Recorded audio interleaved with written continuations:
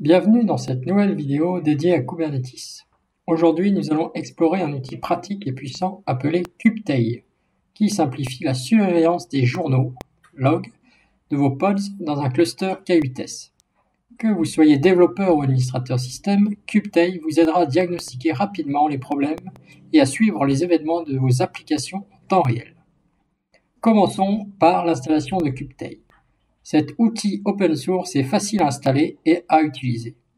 Nous verrons comment l'installer en quelques étapes simples.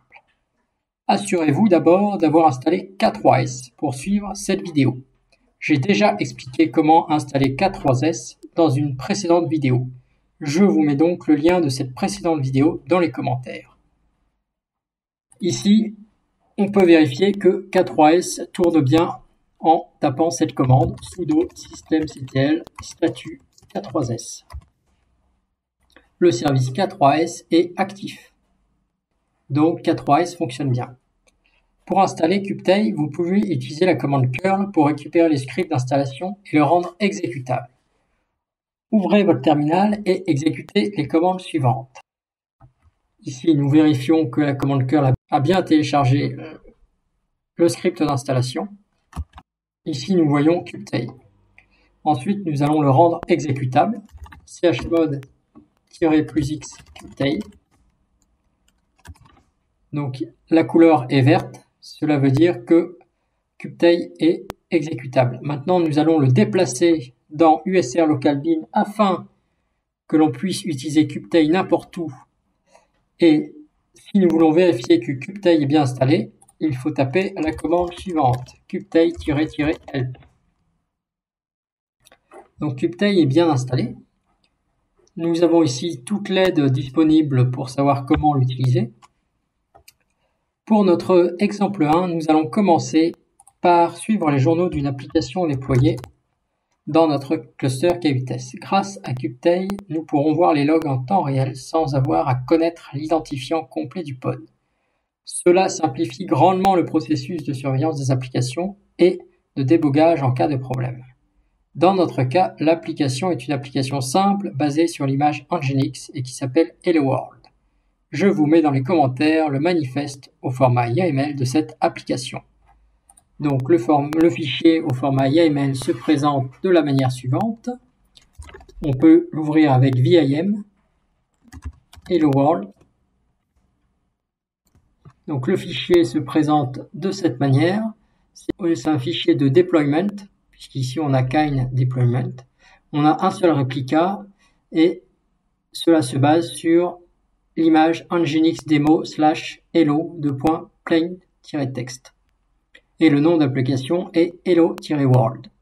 Donc, il suffit de déposer ce fichier que j'ai mis dans les commentaires sur votre machine où se trouve K3s et de lancer la commande suivante pour créer l'objet deployment associé à l'application. Donc, il suffit de lancer la commande suivante pour créer l'objet deployment associé à l'application kapply-f, le nom du fichier YAML hello-world.yaml avec K qui est un alias pour sudo./k3s kubectl. Donc ici, nous voyons que le deployment a bien été configuré. Ensuite, on peut vérifier que le deployment et le pod associé de l'application sont créés avec les deux commandes kgetDeployments.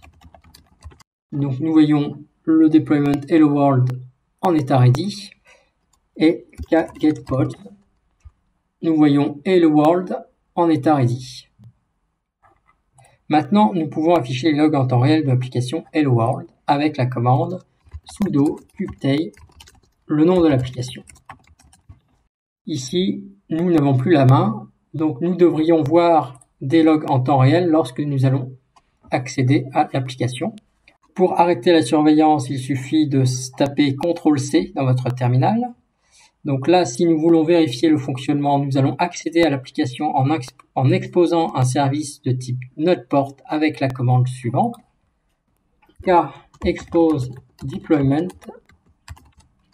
hello world, le nom de l'application donc --type égale node-port --port égale 80. Donc moi, dans mon cas, le service existe déjà car je l'avais déjà créé, mais dans votre cas, vous devriez avoir un message indiquant que le service a été créé correctement. Maintenant, on va récupérer le port d'accès avec la commande kgetService hello world. Donc ici, nous voyons le port 31606. Donc nous allons accéder à l'application en ouvrant un navigateur et en saisissant l'IP de la machine. Donc dans mon cas, c'est 94.72.143.17 et nous allons ajouter le port 31606. Donc d'abord, on va réactiver les logs en temps réel en lançant la commande sudo kubetail hello world. Et nous allons ouvrir un navigateur et saisir l'IP de point le port, donc comme ceci. Donc nous voyons ici une page retournée et si nous regardons les logs, nous voyons bien ici les logs apparaître. Donc si nous essayons de rafraîchir plusieurs fois, nous verrons plusieurs logs. Autant de fois qu'il y a d'accès et nous voyons ici que le request ID change à chaque fois, ainsi que la date. Ici, nous voyons toutes les logs apparaître. Donc ça, c'était l'exemple 1. À présent, nous allons passer au deuxième exemple. Nous allons explorer comment kubetail nous permet de suivre les logs de plusieurs pods en même temps. Cela est particulièrement utile lorsque vous travaillez avec des applications distribuées ou à haute disponibilité car vous pouvez rapidement observer les interactions entre les différents composants. Pour ce faire, nous allons modifier le fichier YAML hello world en augmentant le nombre de réplicas. Donc nous allons avoir 3 réplicas, donc 3 pods associés à l'application. Donc pour ce faire, nous allons ouvrir de nouveau le fichier hello world avec vim et nous allons remplacer le nombre de réplicas 1 par 3. Et nous enregistrons et nous allons taper la commande suivante pour éditer le fichier de configuration et redéployer l'application. kapply-f hello world. Donc nous avons le message comme quoi la pente a bien été configurée. Donc ensuite nous allons tester de nouveau la commande sudo kubetail hello world. Nous devrions avoir 3 lignes avec des couleurs différentes, donc c'est bien le cas. Nous avons 3 pods. Donc nous avons donc 3 lignes avec chaque ligne ayant une couleur différente, rouge, vert et blanc. Donc si nous essayons d'accéder à l'application, nous devrions voir apparaître des logs pour chacune des 3 couleurs différentes, à savoir chacun des 3 pods. Donc nous allons tester. Si je fais un accès, donc nous avons les logs pour le deuxième pod, encore. Ici, c'est les logs du premier pod.